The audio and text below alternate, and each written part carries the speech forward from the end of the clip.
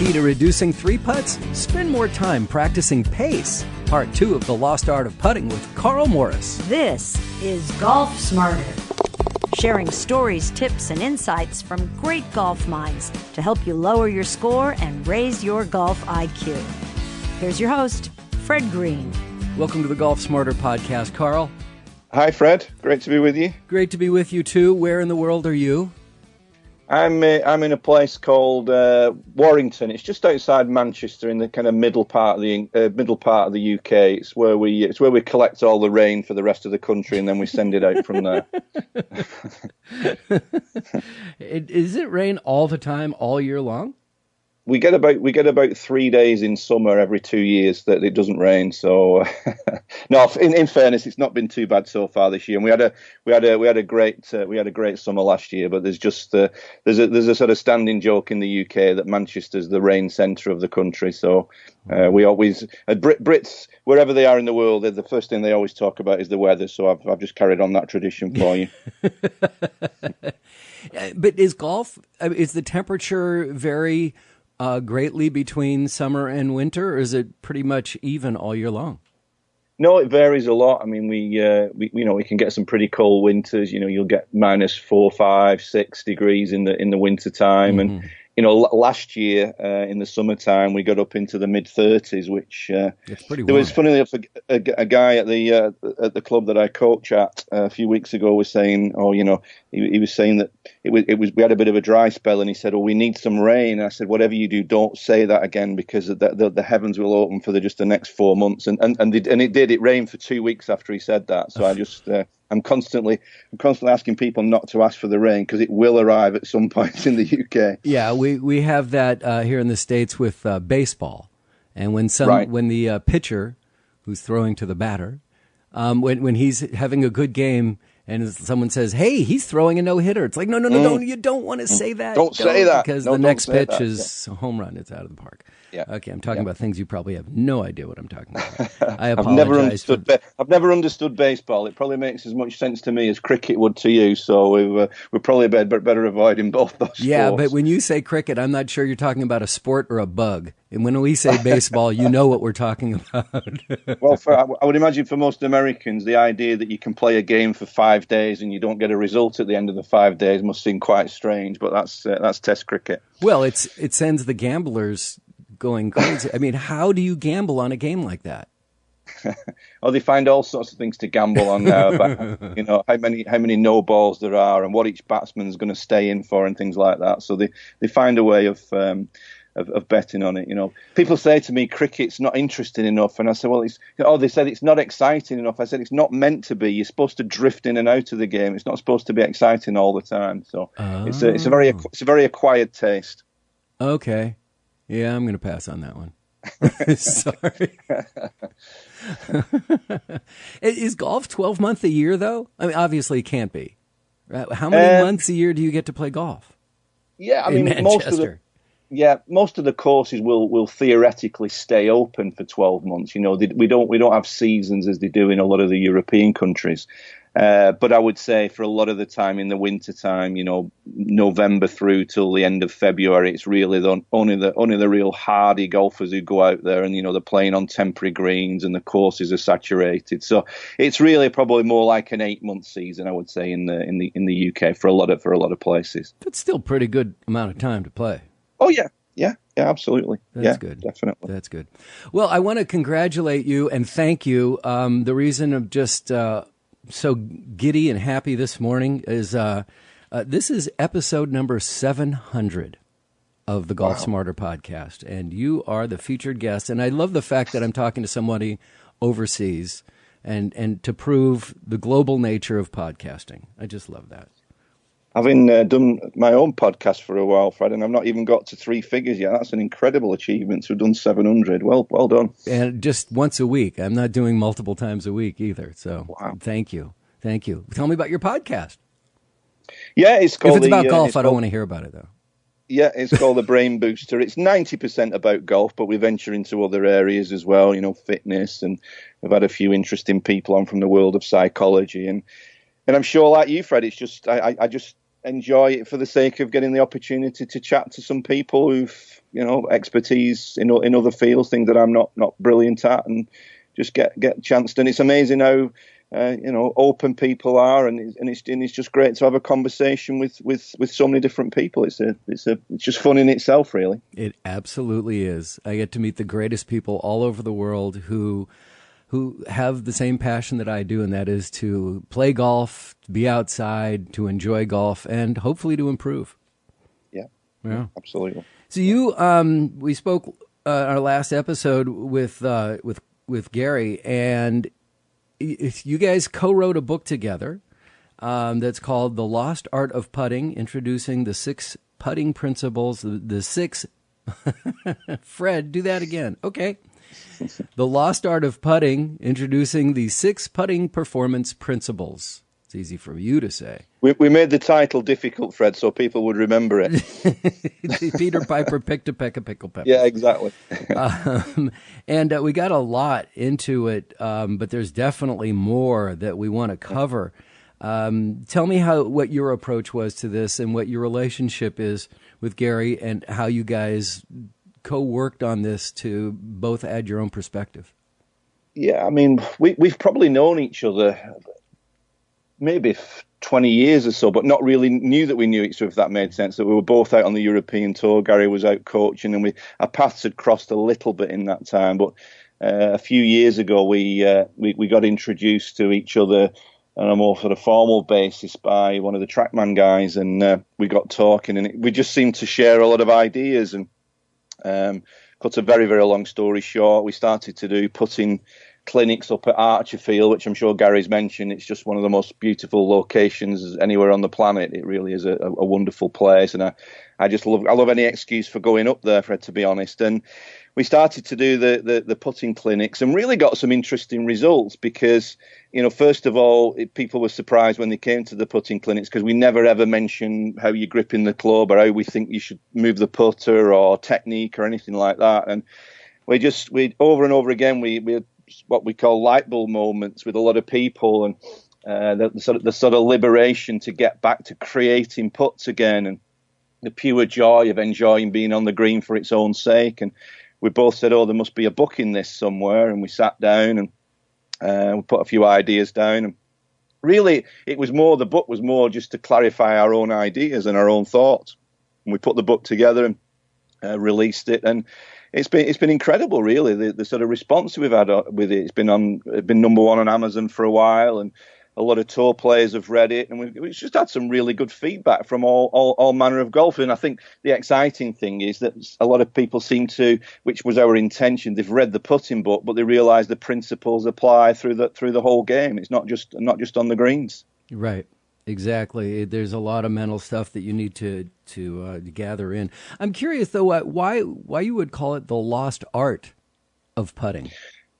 I think I heard a phrase from Chuck Hogan many years ago, and he said, it was a brilliant line, he said that we're drowning in information but thirsting for knowledge.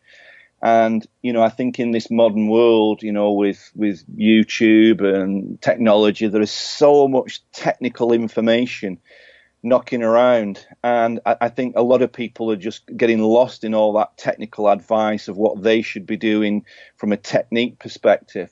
And then when I think back to my own personal hero was Seve Ballesteros, and I remember Seve saying many, many years ago that he felt that every putt that he hit, that he either hooked the ball or cut the ball into the hole on the greens. And I know the scientists now would say that perhaps didn't happen, but Seve was the ultimate golfing artist, and the number of times we've heard players say that when they were younger that they would get out on the golf course and they just love creating shots. And I think that art, that sense of creativity and that sense of just the joy of experimenting when you do this with the club, what happens to the ball, that has been largely lost in this relentless information overload that there is on in terms of the debate of what a good golf swing looks like or what a good putting stroke looks like. And we didn't aim to create a counterculture by any means, but I just, we do say in the book that it's fine to work on your putting stroke, but when you get out onto the greens,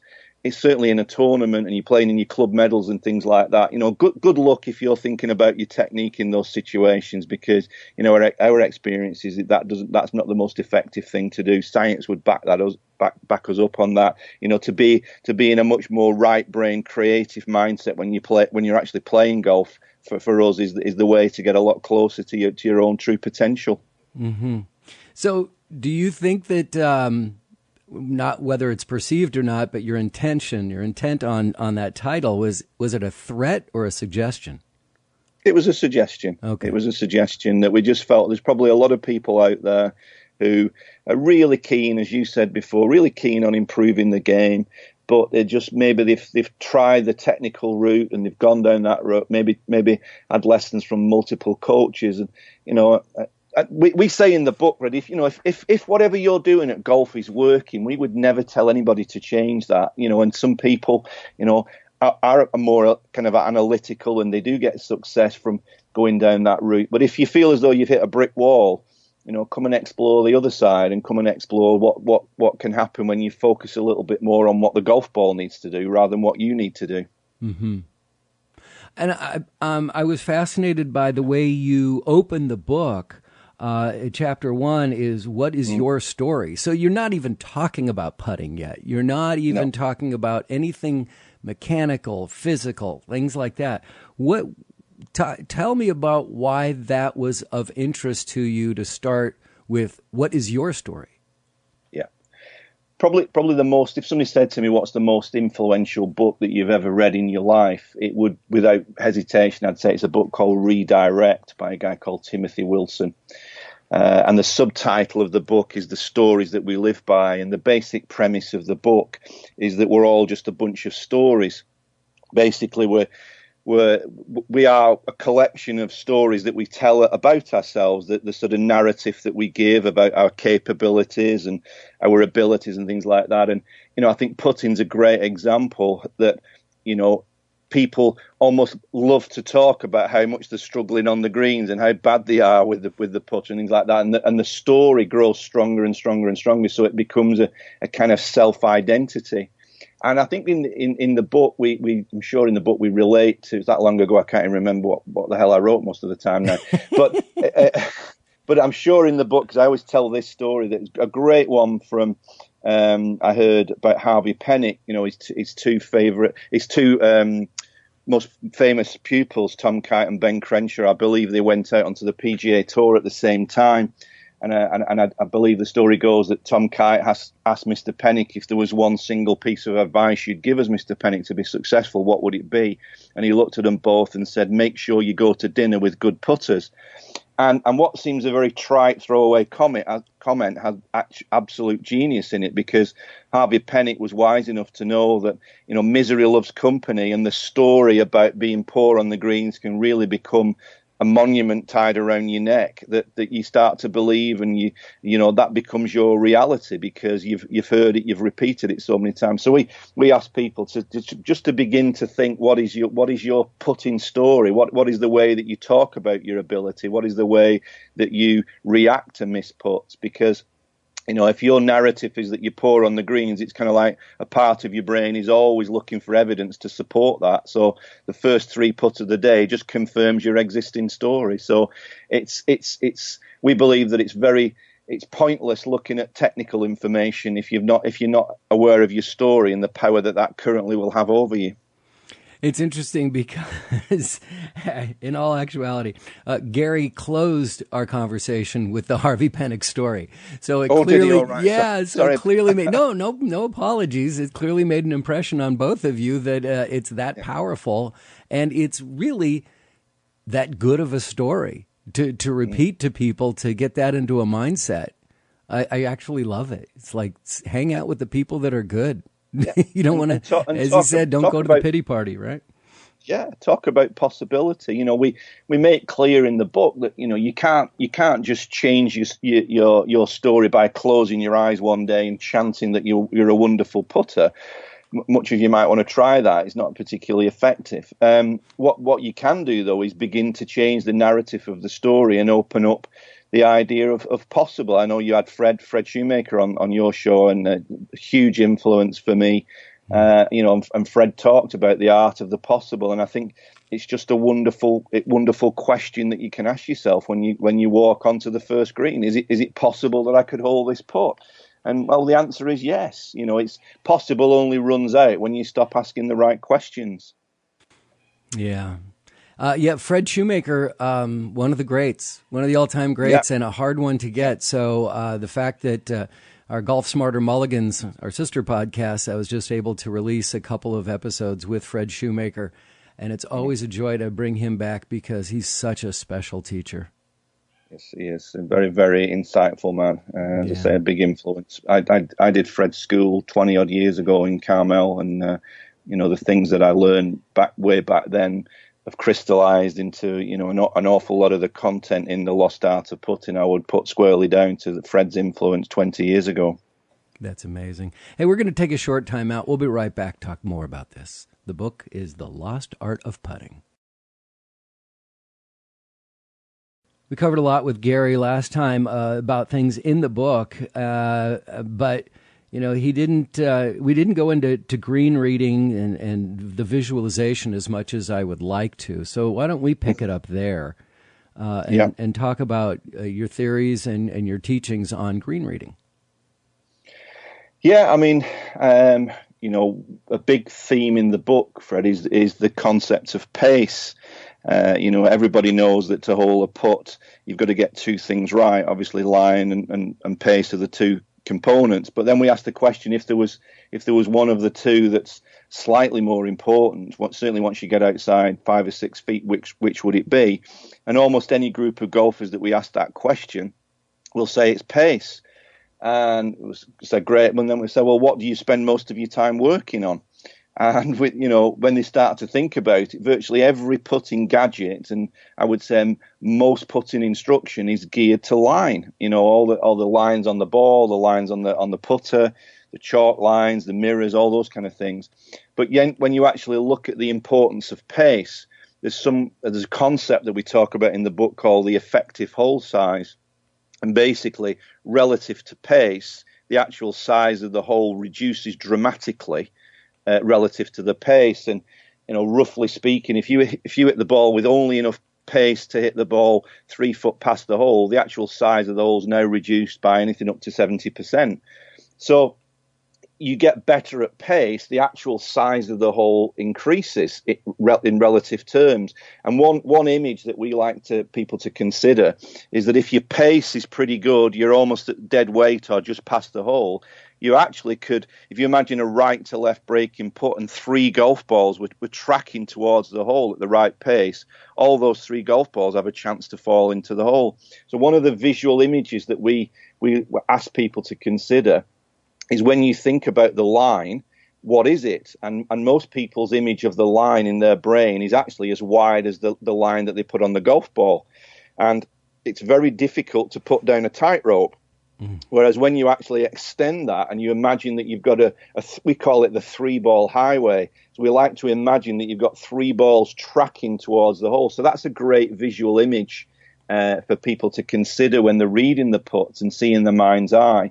But then in terms of the green reading, and this is something that Gary really sort of showed me, was that when you read a putt, if you read it from behind the ball and you look down, your eyes tend to foreshorten the distance because you're looking down on the putt. But when you go to the low side and you scan from the ball to the hole, most people, when they read a putt from the low side, actually say, oh, well, the putt now looks longer because you're actually seeing the true length of the putt.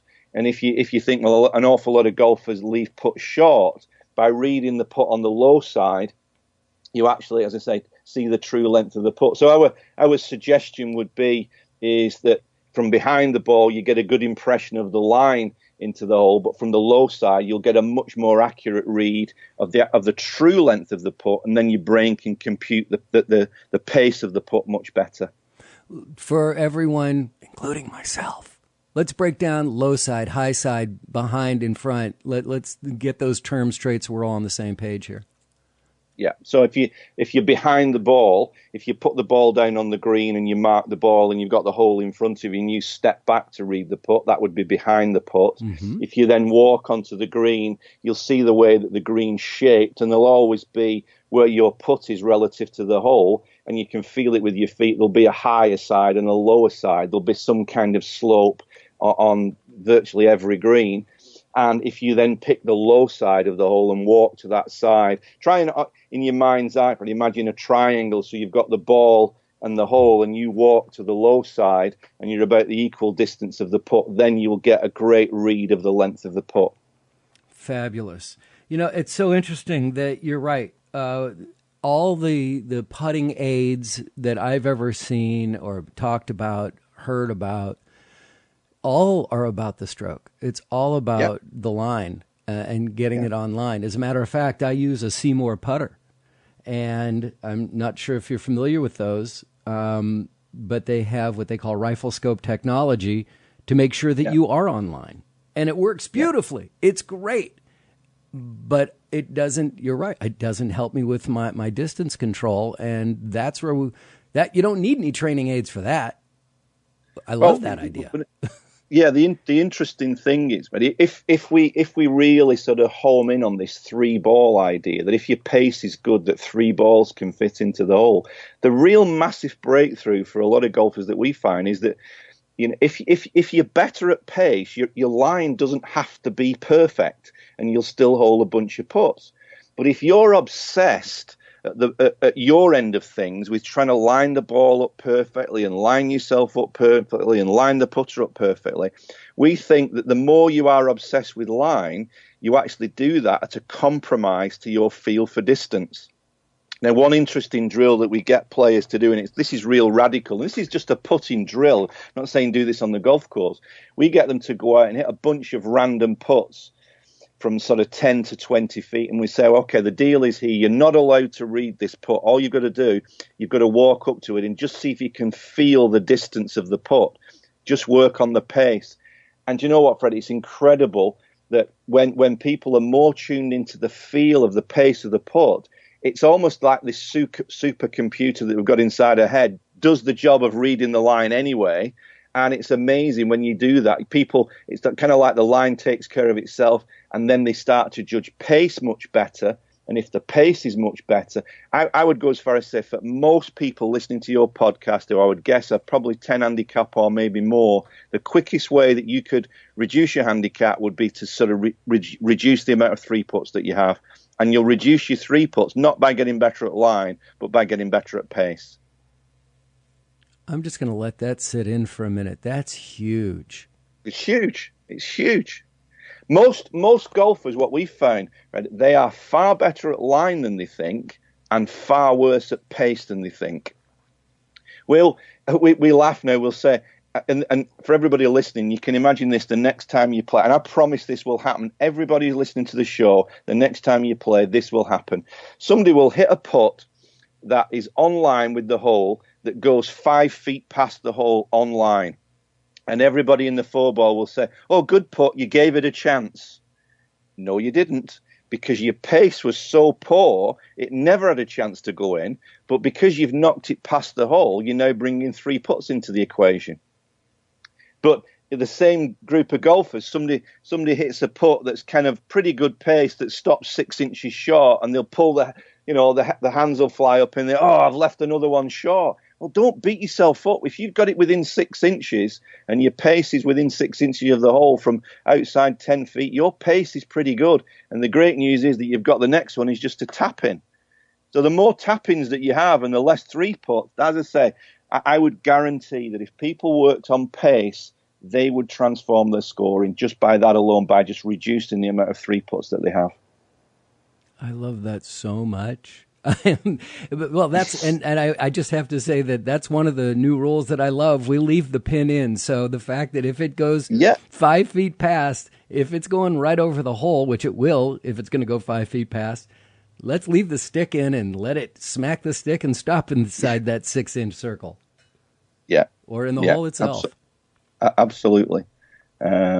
But just to reinforce that point, have some fun. We've got various drills in the book there to help you improve pace, and as you say, that it's just quite liberating to work on pace because you don't feel you have to be technically perfect. Yeah.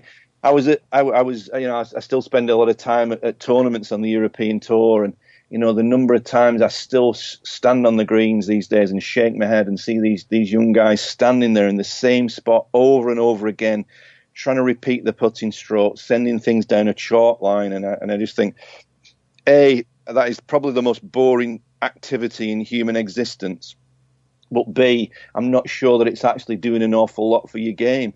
And when we were kids, what did we do? We just got onto the putting green and we just played against each other and played a bunch of games. And, generally speaking, most people would say they were better putters when they were junior players than they are as adults. And that shouldn't be the case. Somewhere along the line, something went very wrong because we should get better. We should get better as we get older because the physical requirements don't increase. Right.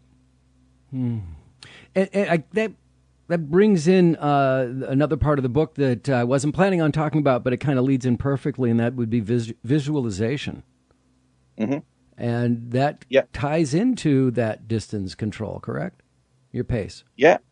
I mean, we get people to play around with the visual images. When we ask players to stand behind the ball and ask the question, what does this ball need to do to go in the hole? We say, just get creative with your images. And, we've had a number of players become successful with, they'll not only see the kind of 3-ball highway, some players will see the line as a colour, and even more effectively, some people will see the line as liquid flowing into the hole. Now, when your brain can create that image of liquid flowing into the hole, I think, again, subconsciously, you're kind of computing the pace of the putt as well. So we just get people really creative from behind the ball to play around with these images. And again, that's something that you don't do, Fred, when you stood in the same place, repeating the same putt over and over again. So, we ask people to become a bit more childlike and less childish. Mm-hmm. I love that. Childish is when you think you're going to hold everything, and childlike is getting a bit more into your visual imagery. Yeah, I even brought that up again, something else that I brought up with Gary, because I just love that line and that concept of childlike versus childish. It's excellent.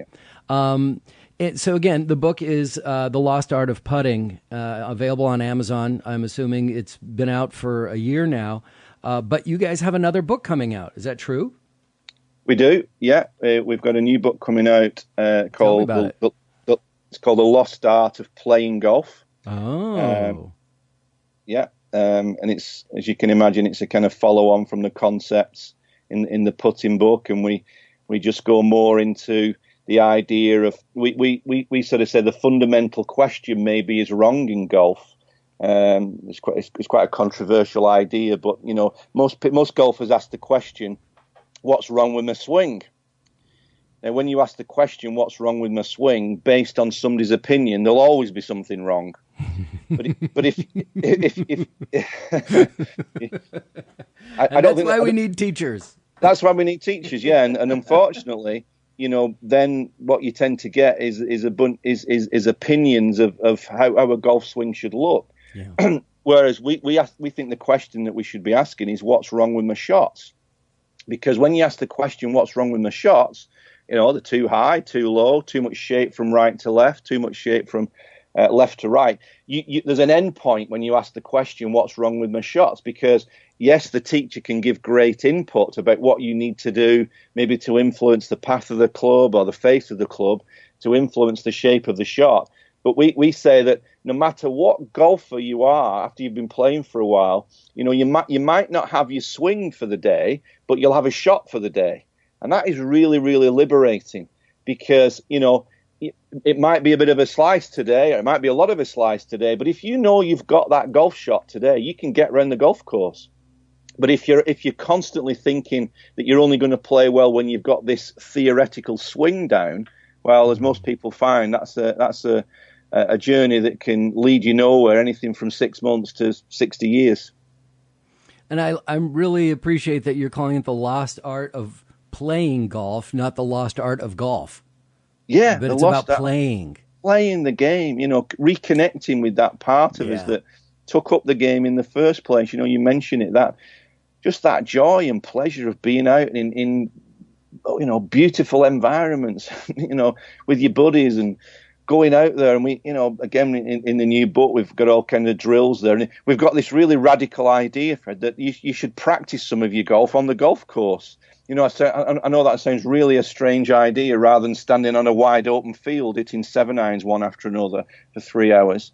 But, we just believe that you can learn an awful lot by being out on the course and playing the game and connecting back and experimenting with shots and creating shots and seeing what you're capable of doing in a kind of non-threatening environment, instead of this search for technical perfection. We're not saying don't work on the swing. We're not saying you don't need instruction. That would be ludicrous. But I just think there's a whole new set of experiences potentially available when you just connect back more to the artistic side of the game.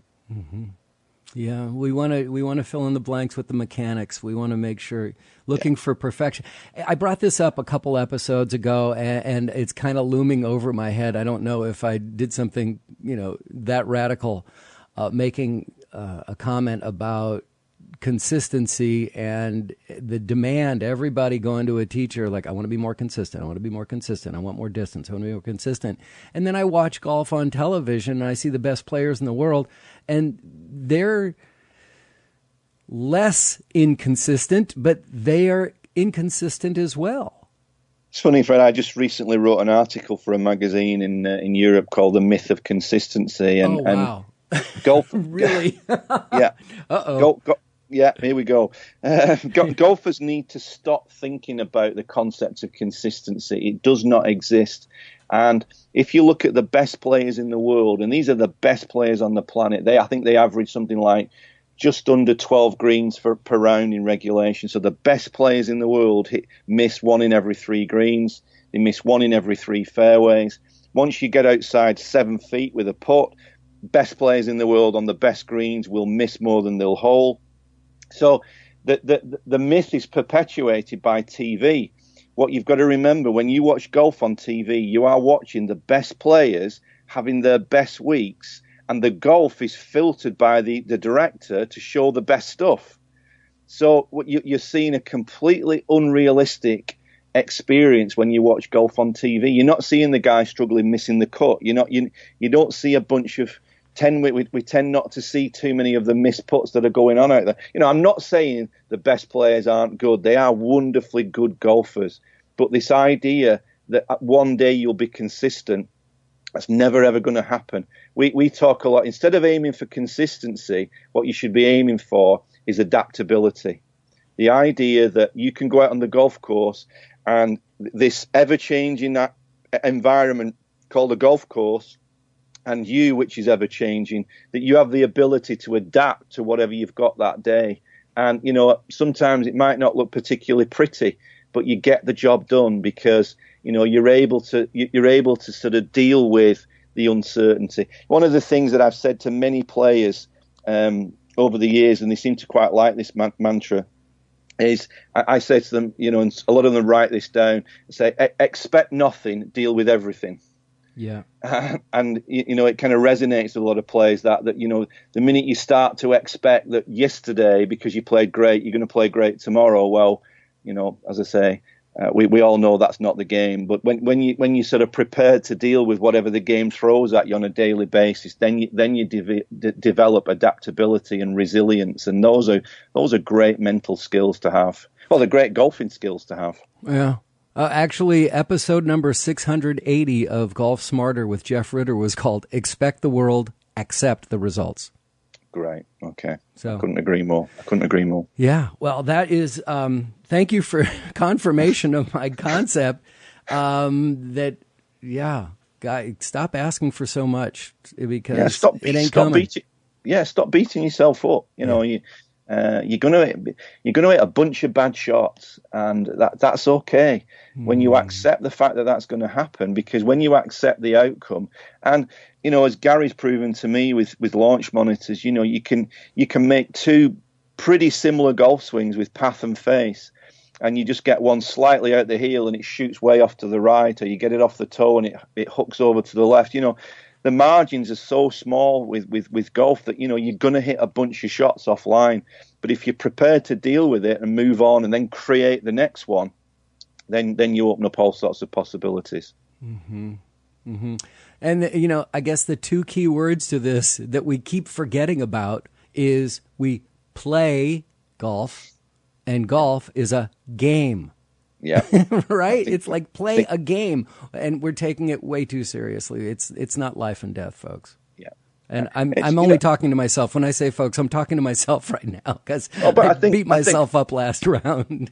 Yeah, we're not saying results are not important, Fred, either, are we? We're not saying it's not. We're not saying you shouldn't aim at reducing your handicap. We're not saying you should not try and get on be the best player that you can be, but the way that you go about it. I remember another influential book for me. It was a way ahead of its time. Timothy Galway's book in the 70s, The Inner Game of Golf. Oh, sure. And tennis, he had a Inner Game of Tennis first, Well, right? tennis was the first one, wasn't it? Right. Yeah, and Tim Galway proposed a formula.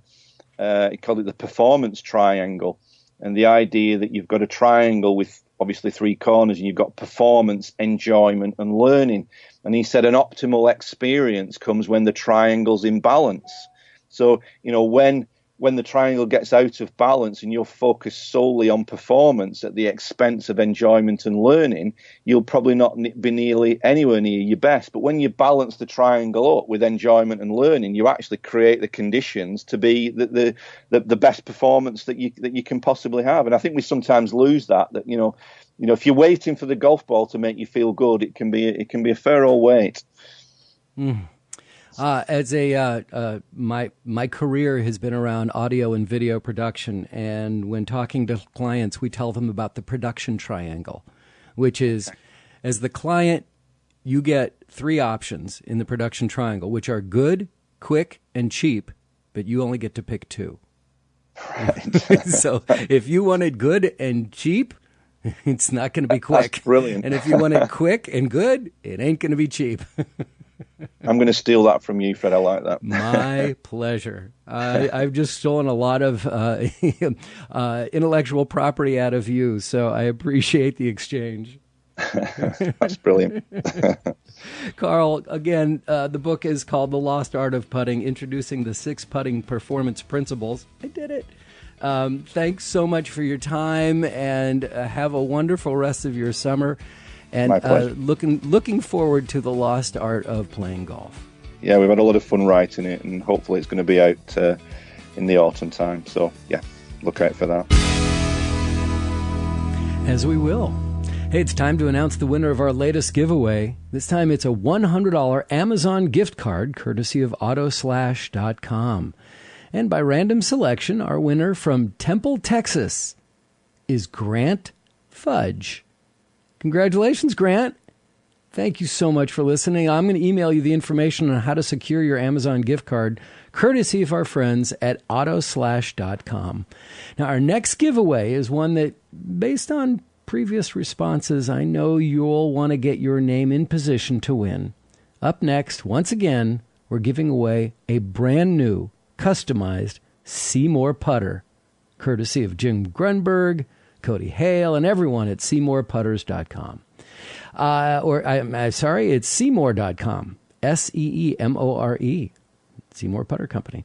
If you enter, and just to let you know, if you've entered any of our previous drawings, you should know that after each time we pull a name, I wipe the slate clean with each giveaway so that everyone has the same chance of winning. So sign-ups are already happening for the SeeMore Putter giveaway, and you can do it too at golfsmarter.com. Click on the Enter Now banner at the top of the homepage and make sure that you get it done before our deadline for entry, which is midnight Pacific time, 3 a.m. Eastern on Sunday, August 11, 2019. Hope you get to win. I love my SeeMore putter. This week on Golf Smarter Mulligans, I'll learn how to say it sometime, we'll be introduced to the Clear Key system. Have you ever heard of Clear Key? It's actually been mentioned by so many guests. It's amazing. Over the years, people go, oh, yeah, Clear Key from Carrie Mumford. Yeah, we actually did a show. Well, That's why we're bringing it back. Carrie Mumford, who did create it, has passed away, but thanks to the magic of recording, his teaching still is here, important, and valid. Get your free subscription for Golf Smarter and Golf Smarter Mulligans wherever you get your favorite podcasts, including now on YouTube, Spotify, iHeartRadio, Google Podcasts, and Apple Podcasts. Golf Smarter Mulligans is supported by Autoslash.com and TwoGuysWithGolfBalls.com. So, if you have any comments, questions... No, wait a minute. Before I get to that final line, I just want to say something about episode number 700. Yeah, I can't believe it either. Well, you don't really care, but I can't believe it because each time I've hit one of these milestones that had a couple zeros in it, 100, 200, etc. And so, because we publish this when I say we, it's me, every week, that means like every other year, we reach the 100 mark. And each time I get there, I'm like, okay, am I still doing this? Do I still want to continue with this? And then I get an email from somebody saying, thanks for the show. I've lowered my score, or that was really entertaining, or boy, did I learn a lot from that one. Thank you. I had to listen to it multiple times. Well, it's those kind of emails that keep me coming. It really is. And beyond that, then there's people who write back. So the friendships, the reviews that you've submitted, the opportunity to create community. This is really what's humbled me and flattered me to no end, that we've created a bunch of golf martyrs around the world who keep coming back to have some new information to help them get a little better at golf. I saw the new Quentin Tarantino film, Once Upon a Time in Hollywood, and the soundtrack of it. This takes place in just after the summer, around the summer of 1969 in Los Angeles, is what reminded me of when I was a kid growing up there, that I wanted to be a DJ. And the soundtrack to that movie is a lot of the radio station that I listened to that said, I want to do that when I grow up. Now, by 1969, I was not listening to KHJ AM radio anymore. It was top 40. I was on to FM and the radio drama, radio comedy, and tracks that were longer than 2 minutes, and long sets of music. FM radio was the greatest, and I got a chance to do that. But then I left radio a long time ago and started doing this in 2005. This is so much more fun. This is so much better than radio for me.